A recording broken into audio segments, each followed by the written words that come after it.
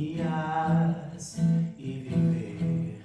Hoje uma nova história sai, não olha para trás. A cada incerteza, a recompensa pode estar a um passo de acontecer. Deus vai devolver os pedacinhos que ficarem pelo chão. Deus vai curar teu coração.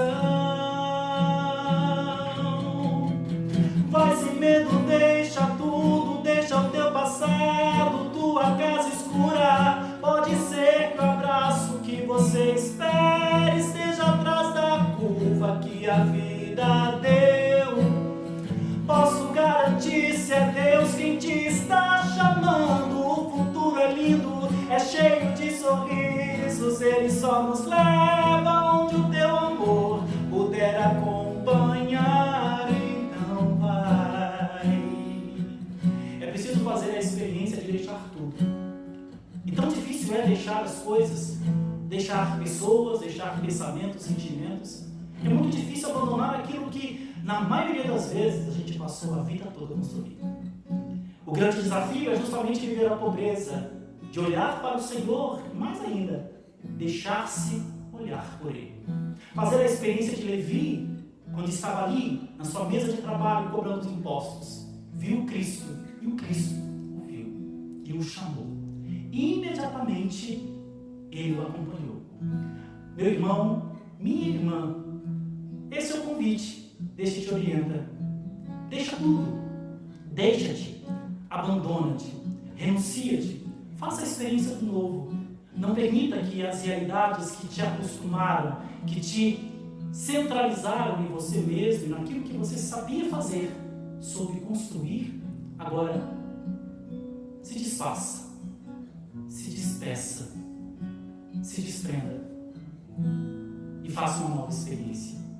O Senhor te chama, o Senhor te convoca. E justamente hoje eu quis começar de um lugar diferente, para dizer que vocação, começo, medo e sim. É sempre uma experiência de se desinstalar. Não é uma experiência de realizações de sonhos pessoais, de planos nossos ou de uma vida futura aqui na terra de felicidade. É preciso abandonar-se aos braços de Deus. É preciso ouvir a voz do Mestre. Há tanto tempo nós temos ouvido falar sobre a experiência do verdadeiro nós, do verdadeiro eu. Hoje, a convocação do Senhor é para que nós façamos a experiência de sermos amados. E muito mais do que amados, sermos convocados ao amor. Vocação, começo, medo e sim. Seja bem-vindo. Que nós possamos rezar neste programa e que nós possamos compreender a nossa vocação. As novidades sempre nos perturbam, porque a gente se acostuma, a gente vai se acostumando. Olha a experiência que nós estamos vivendo aí da pandemia. No começo, morriam muito menos gente, podemos dizer assim, falando de palmas, né? E nós estávamos alvoroçados, preocupados, encolhidos e acuados. E de repente, as coisas foram passando, as nossas más expectativas, graças a Deus, não foram cumpridas, e a gente começou a se acostumar. Hoje, infelizmente, morre muito mais gente do que antes, e a gente aparenta estar muito indiferente. E esse é o problema de nos acostumarmos. Por isso, a vocação é algo que precisa mexer com a gente, mexer com a nossa vida. Por isso, vocação não é um projeto de realização pessoal. Por isso, vocação, começo, medo e sim, precisa ser uma experiência, de participar da vida de Deus. É o grande convite que o Senhor, através do seu amor e com o seu amor e no seu amor e por seu amor, nos convoca a fazer uso da nossa liberdade. É a liberdade de Deus que nos ama por decisão única e própria, e a decisão minha e sua de amá-lo como resposta. Não é um processo de perfeição simplesmente, mas é uma luta pura e prudente para amar a Deus da maneira perfeita.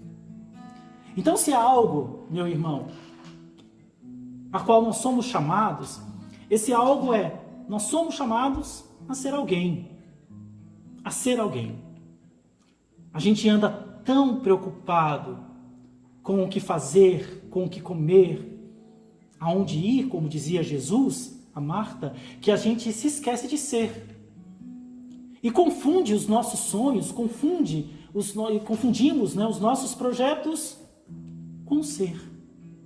E aí eu tenho um sonho e acho que esse sonho pode fazer, mas acho que esse sonho seja a minha essência. E nem sempre é. Por isso, ao olharmos para São Mateus, capítulo 9, ali o chamado de Mateus, capítulo 9, versículo 9, onde indo adiante, viu Jesus um homem chamado Mateus, sentado na coletoria de impostos, e disse-lhe: segue-me. Este, levantando-se, o seguiu. É um trecho vocacional tão curto. Nós não estamos aqui falando de espetáculos, de choros e gemidos inefáveis. Nós estamos falando de um chamado muito concreto. Ali estava Levi, sentado, como eu falava no começo, sentado à mesa, né? Sentado na mesa, melhor dizendo, falando com você sobre esse chamado. O Senhor que vem na realidade daquele homem que é um publicano, é um cobrador de impostos, é alguém injusto que geralmente cobra os impostos, porque naquela época, e hoje também, talvez, né, a função talvez seja muito parecida, ou até mesmo a mesma, né, dos fiscais da Receita Federal, só que tem as alíquotas. Embora sejam abusivas e altíssimas, elas são determinadas. Naquela época não. O governador vinha ali, ou alguém da autoridade contratava aquele cobrador de impostos: você vai cobrar, eu quero dessa cidade isso aqui por ano. E aquele homem tinha liberdade total de cobrar o que ele quisesse, desde que naquele ano ele entregasse aquilo que o governador quisesse. O rei, o governador quisesse. Por isso eles eram, né, ladrões, porque eles cobravam abusivamente e enriqueciam com esses impostos. Mas aos olhos do governador ou do rei, eles eram justos, porque davam aquilo que o rei cobrava. E Jesus vem justamente na realidade de Mateus: vem, segue-me. Não houve justificativas, né? Mateus não foi dizer para ele: mas eu sou pecador, eu estou trabalhando, eu estou cansado, deixa eu tomar banho. Não. Segue-me. Este, levantando-se, o seguiu. Fazer a experiência concreta. Jesus não chegou e perguntou para Mateus quais eram os sonhos de Mateus. Ele não perguntou para Mateus: o que é que você pensa da vida, garoto? O que é que você quer da vida? O que é que você espera da vida? Né? Quais são os seus sonhos, seus projetos, seus planos? Onde é que você mora? Quantos irmãos você tem? Não que isso não seja importante, eu estou falando de vocação.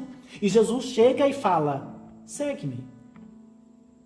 A gente que vive abraçando justificativas para dizer que o Senhor nos escolheu porque nós somos merecedores, o Senhor me escolheu porque eu canto, o Senhor me escolheu porque eu falo, mas o Senhor me chama para que eu tenha a possibilidade de ser alguém.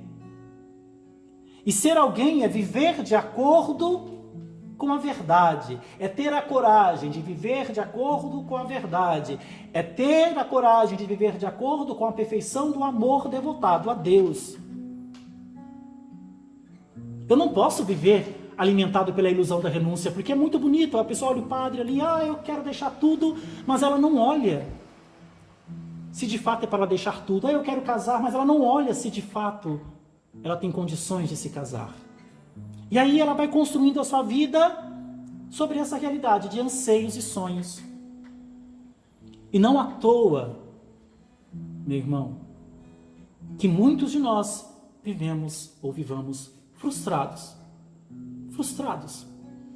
Porque fazemos da vocação uma loteria. Fazemos da vocação um jogo sobrenatural. Fazemos da vocação uma caixa de apostas para ver quem é que chega até lá, né? Lembro-me muito bem, a primeira vez em que eu comecei a fazer o caminho vocacional, tudo era novo, tudo era muito diferente, a realidade que eu vivia no interior de Campinas era muito diferente, e eu fui fazer o caminho vocacional em Cachoeira Paulista, e cheguei ali, para mim eu era o único, eu sabia que tinha mais alguém, mas quando você tem contato com tantos vocacionados, só para serem padres, né, vocacionados, tinha mais de 1000 jovens da minha idade, e você já olha para aquele povo ali como concorrente. concorrente.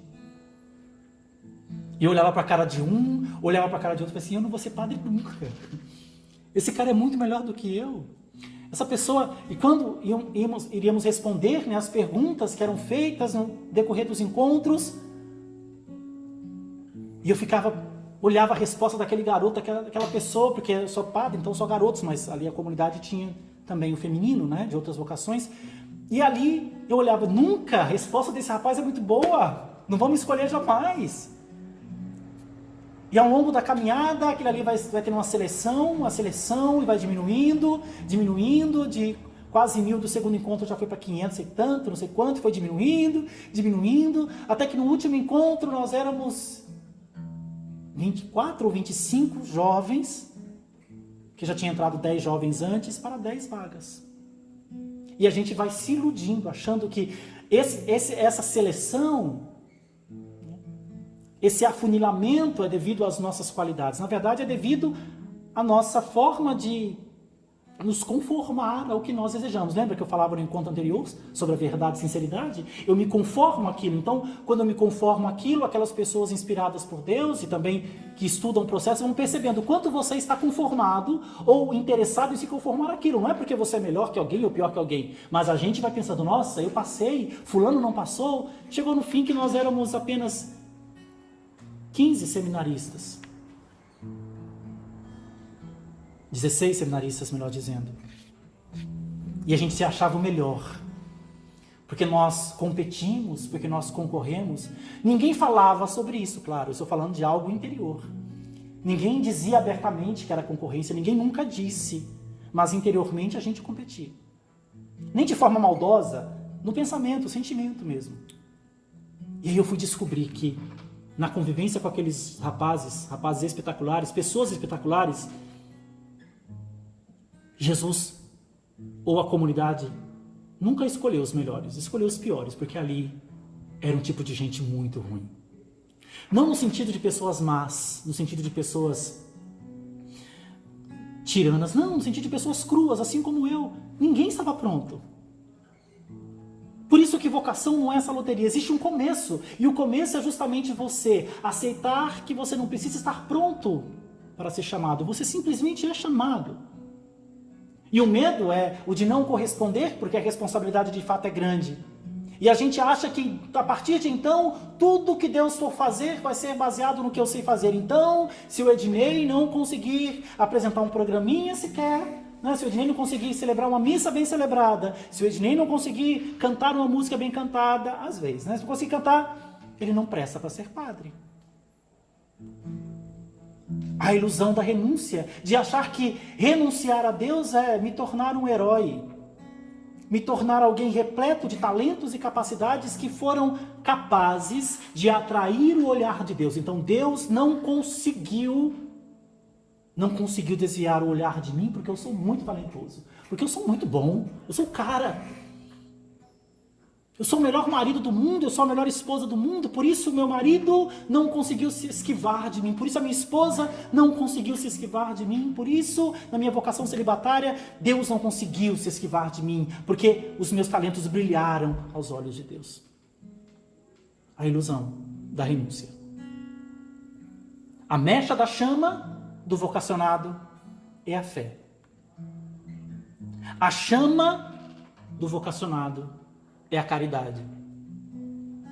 E o óleo do sacrifício de si mesmo, né? Ou melhor, e a caridade é o óleo, né? E é o sacrifício de si mesmo.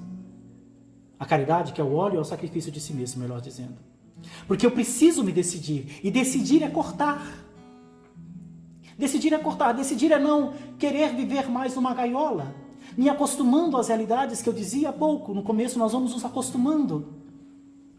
Deus me chamou, então Deus me chamou e eu preciso responder como se fosse simplesmente uma obrigação antes de fazer a experiência do amor, antes de fazer a experiência concreta de que fui alcançado por Ele. Não nos coloquemos em uma gaiola.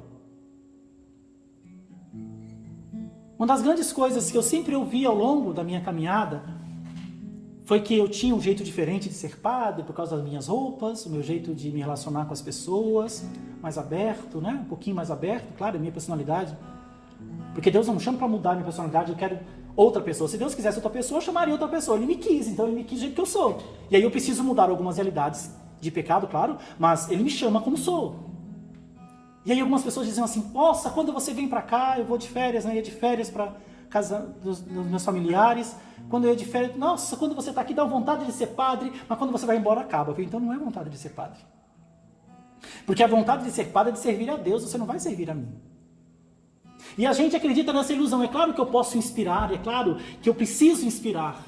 E eu só vou inspirar as pessoas quando de fato eu me sentir inspirado, quando eu acreditar no que eu faço. Quando isso aqui que eu estou fazendo não queimar mais o meu coração, não arder mais o meu coração, não impulsionar mais, é porque eu não estou mais aqui.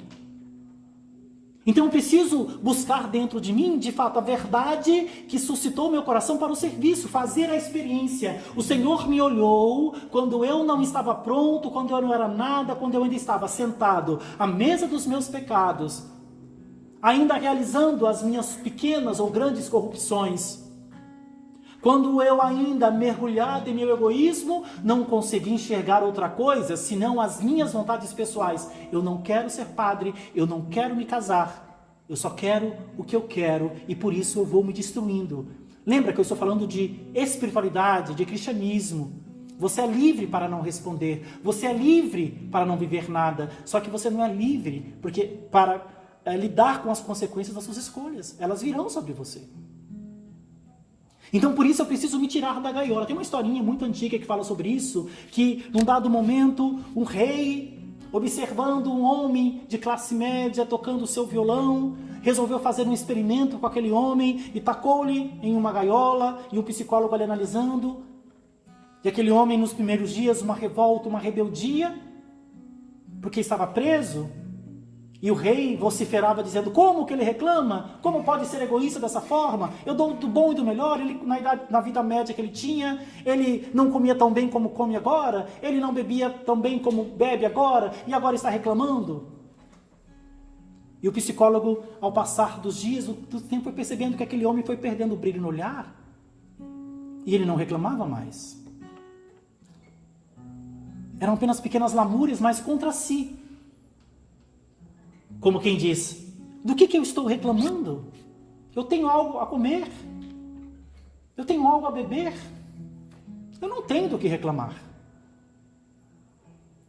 Deixa eu te dizer uma coisa, pode não parecer, mas é exatamente essa armadilha que o mundo contemporâneo tem nos apresentado. As coisas que começam e terminam no homem sempre o levam à gaiola. Sempre o levam à prisão, ao cerceamento de sua liberdade. E o pior é que, constantemente, o que nós fazemos? Nós usamos isso como desculpa. Então eu pego aquela senhorinha pobre que há um tempo aí estava rolando nas redes sociais, uma senhora muito simples mesmo, daquelas mulheres sofridas, marginalizadas, coitada.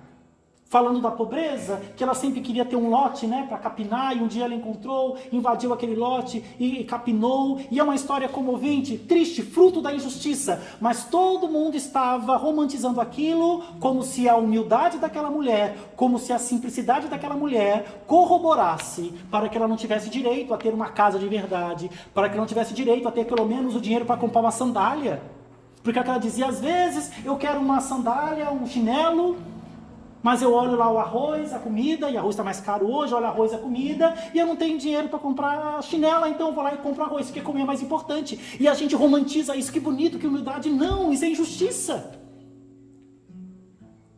Aquela mulher tem direito a calçar, tem direito a comer. E a gente hoje usa então a resiliência e a gratidão como se fossem realidades. São necessárias, mas que fosse como se fossem realidades cerceadoras da nossa liberdade, como se eu não tivesse direito de estar insatisfeito, como se eu precisasse romantizar as realidades das coisas. Isso não é vocação. Isso é o problema do homem que acha que pode encontrar resposta nele mesmo. É o problema do homem que se colocou numa gaiola, mas vocifera para o outro, que ele pode, ele quer, ele consegue, como se tudo começasse nele e como se tudo terminasse nele. Vocação é um abandonar-se, é um abandonar-me, é um renunciar-me, mas colocando-me à disposição, cumprindo o meu compromisso de ser alguém que faça diferença.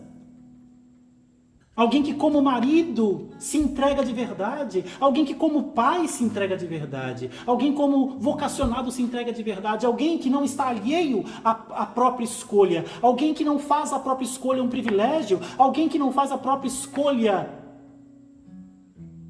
uma seleção, um celeiro de privilegiados. Não é possível ao homem renunciar à sua liberdade sem que nada se instale, para compensar. Entende isso? Não é possível que você, ao descobrir a sua vocação, Romário, e você não decide por ela, é impossível que nada se instale no lugar para compensar. E geralmente é o egoísmo. Geralmente é o nada. Então, se você renuncia à sua liberdade para dizer, eu quero me casar, eu vou me casar para cumprir a minha vocação, eu quero me tornar padre, eu vou me tornar padre para cumprir a minha vocação, ou então, no estágio de solteirice, como solteiro, viver uma vocação de solteiro. Solteiro não é simplesmente um estágio de transição, solteiro é um estado de vida. Até porque nem todos têm vocação para casar, gente. Porque tem gente que naturalmente não tem condições de cuidar de outra pessoa de maneira mais próxima, de maneira mais apegada. Não estou falando de pecados. Pecados é para todos, Todos têm que lutar contra o pecado. Eu estou falando de cuidado, de zelo, de carinho, de proximidade, de intimidade, de deixar que o outro participe da sua vida. E a grande ilusão nossa é a seguinte: eu não tenho vocação para padre, logo eu tenho vocação para casar. Se você não tem vocação para ser pai, você não tem vocação para nada. Então, a vocação sacerdotal, ela não é uma negação da matrimonial e vice-versa. Eu preciso descobrir que eu tenho condição e condições de realizar as duas vocações. E isso visita os meus medos. Lembra do medo? Começo, há uma voz que me chama, que me convoca a crescer. E eu só cresço na instabilidade. A gente é tão volúvel que até uma formiga que aparece tira a atenção da gente.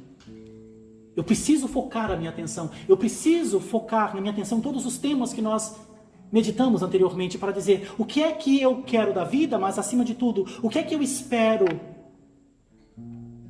de verdade, porque a espera desperta a atenção. Então, quando eu espero, eu tenho a atenção voltada para aquela realidade.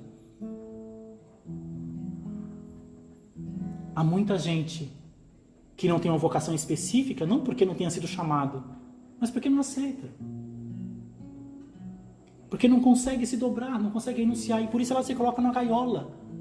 Com o passar do tempo, ela perde o brilho nos olhos. O momento de felicidade ele passa, e não somente aquela pessoa começa a sofrer, como ela também começa a fazer sofrer. E nós podemos ver isso justamente na reação dos fariseus. Na continuidade dessa leitura, eu quis ler apenas a parte da vocação, mas de ver quando os fariseus veem que Jesus está na casa de Zaqueu, que vai comer na casa de Zaqueu, na casa de Levi, casa de Mateus, comer na casa de Mateus, os fariseus começam a dizer sobre ele come com os pecadores, como se a vocação, como se o chamado de Deus fosse um processo de privilégio. E quantos de nós ainda enxergamos isso? Quantos de nós ainda enxergamos a vocação como se fosse apenas uma resposta fria, de destino?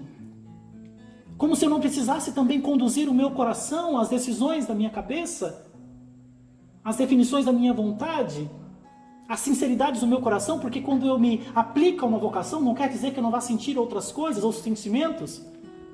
Quando Deus me chama, me convoca, Ele não inutiliza as minhas opções. Deus, quando me convida, Ele não tira de mim a liberdade de continuar olhando para outra pessoa, de continuar pensando em outras pessoas, mas Ele me convoca a usar dos meios que eu descobri para corrigir as minhas más inclinações. Então, quando nós falamos de vocação, não é simplesmente uma vocação a fazer algo, é principalmente a vocação a ser alguém que acredite ser amado incondicionalmente E depois de descobrir essa verdade, não pode fazer outra coisa senão amar. Porque descobrir a verdade e permanecer de braços cruzados não é descobrir a verdade, é viver na mentira. Quantas pessoas se lamentam porque não tiveram a coragem de se decidir um dia pela sua vocação. E deixa eu dizer uma coisa muito importante: se você não tem a força suficiente para se decidir, é porque você não tem a vocação. Porque discernimento é um tempo, discernimento não é a vida toda. O nosso problema é justamente esse: padre, mas como é que eu vou definir minha vida? Eu sou tão pequeno e eu não sei o que vai ser do dia de amanhã. Então viva sem se decidir. Você vai ver o preço como vai ser alto a ser pago. No filme O Conde de Monte Cristo, que na verdade é do livro, famoso, best-seller, quando aquele homem é preso injustamente por causa de um inimigo que o coloca ali naquele cárcere, naquela prisão, no meio do mar, e está com um companheiro ali, ele diz assim, e ele vai cavar para poder sair daquela prisão, daquela fortaleza, e parece que duram 14 anos para cavar, salvo engano. E os dois estão presos e ele reclama, mas 14 anos é muito tempo. E o Senhor fala: desculpa, eu não sabia que você estaria ocupado nesse tempo todo. Porque a vida é para ser vivida e a gente, por medo de responder, não vive. E por medo de viver, não faz a experiência de dar uma resposta, de escolher a melhor parte. Nem que depois você volte atrás, mas faça a decisão. Primeiramente a decisão de: se eu sou cristão, eu preciso assumir o meu cristianismo.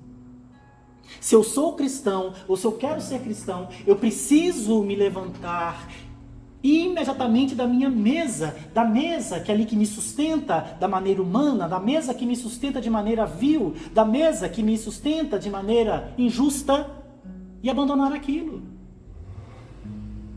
Há coisas que nós vamos passar a vida toda abandonando e renunciando, mas há coisas que nós precisamos renunciar hoje. O que é que você precisa deixar hoje? Em qual mesa você está sentado? Em qual satisfação por si mesmo você está sentado? Os fariseus estavam satisfeitos porque eles cumpriam a lei. Aquele homem rico estava satisfeito porque era um homem obediente. Nem sempre a satisfação está em fazer algo pecaminoso, mergulhado no pecado. O problema está quando eu construo minha vida sobre o orgulho. E vocação é desprezar o orgulho por amor a Deus. Será que Maria não tinha vocação para se casar? Será que Maria não queria se casar? Será que José, não tinha outros planos? Será que José não queria ter um filho dele? De verdade dele, biológico, digamos assim? Será que José não tinha o sonho de ter um filho biológico? Será que Maria não tinha plano de se casar normalmente? E eram bons sonhos, eram bons planos. Mas quando Deus chega na vida daquele que a ele dá espaço, o espaço precisa ser total. E não apenas naquilo que eu concordo, naquilo que eu penso, naquilo que eu acho. E nós começaremos a fazer isso quando a gente deixar de romantizar as desgraças dessa vida. Como se alguém tivesse nascido para sofrer e viver à margem. Aquela mulher pobrezinha, humilde, miserável, que dentro do seu caráter ilibado, que dentro da sua qualidade, da sua virtude, e posso dizer sustentada por Deus, é claro, conseguiu dar uma resposta de qualidade em meio à miséria, em meio à injustiça do homem, conseguiu se livrar do veneno da vingança, da criminalidade, conseguiu se livrar do veneno do orgulho, e percebeu que aquela forma era a melhor forma de viver, porque ela tinha tudo, ela era feliz tendo tudo, porque ela se tinha, ela se possuía. Mas não podemos ignorar que aquela mulher é fruto da injustiça. E vocação não é uma acomodação, vocação não é um privilegiar-se, vocação é um deixar-se.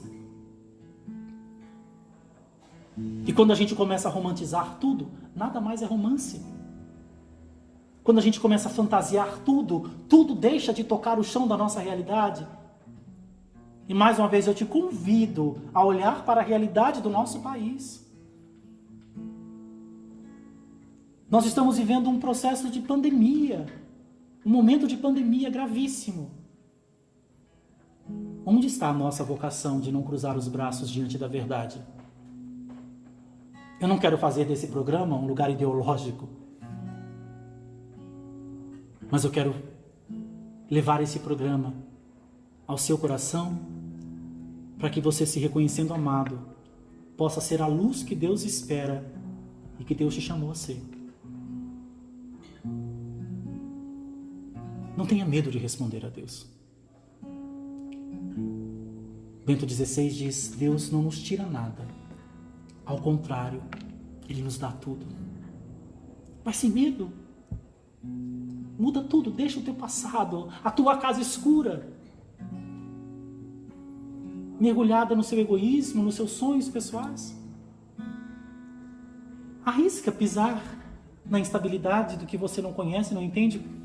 Eu dei apenas um pequeno exemplo ao começar o programa, num lugar diferente, fiquei nervoso, tremi igual vara verde. Por quê? Porque estou fora do meu lugar de conforto. E é fora do meu lugar de conforto que eu vou crescer. Porque se eu não tenho coragem de sair, logo eu começo a obrigar as pessoas a virem até mim, como se eu fosse o centro. E vocação não é isso. Tenhamos a coragem de começar, de transitar e de responder. Tenhamos a coragem de passar por esse começo de responder sim, Senhor, de maneira eficaz, eficiente, imediata, de passar pelo medo de não poder corresponder, como diz a música, Te Amarei, né? Eu pensei muitas vezes calar e não dar nem respostas. Eu pensei muitas vezes, me esconder e bem longe de Ti, mas Tua força venceu. Então, vocação é deixar a força de Deus vencer a nossa fraqueza. Fazer a experiência de deixar-se ser vencido por Deus. O começo da canção fala, me chamaste para caminhar a vida contigo. O romance. E é preciso que ele haja, que haja esse romance, essa pureza. Mas quando nós colocamos o pé na nossa realidade, a gente percebe. Não vai ser fácil. Vai ter que doer. Vai ter que sangrar. Vai ter que incomodar. Porque não é possível o homem renunciar à sua liberdade ou à sua vocação sem que nada se instale para compensar. E para que nada se instale para compensar, faça a experiência de abrir as mãos. Não como quem se cobra, Senhor, até hoje eu não fiz nada. Não é disso que eu estou dizendo. Deixa o Senhor visitar você do jeito que você está. Talvez ainda na vida da promiscuidade, na vida dos vícios, da injustiça, da corrupção, da infidelidade. Nessa vida dolorosa, difícil, eu sei que é difícil, não estou dizendo que é fácil, é difícil. Mas o Senhor não coloca empecilhos para eu ter encontro. Somos nós quem colocamos empecilhos para não respondê-lo, usando o nosso pecado como escudo.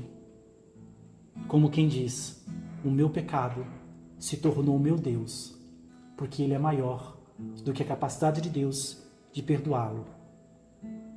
Eu começo a idolatrar o meu pecado quando eu não respondo a Deus preocupado com a minha capacidade de fazer ou não.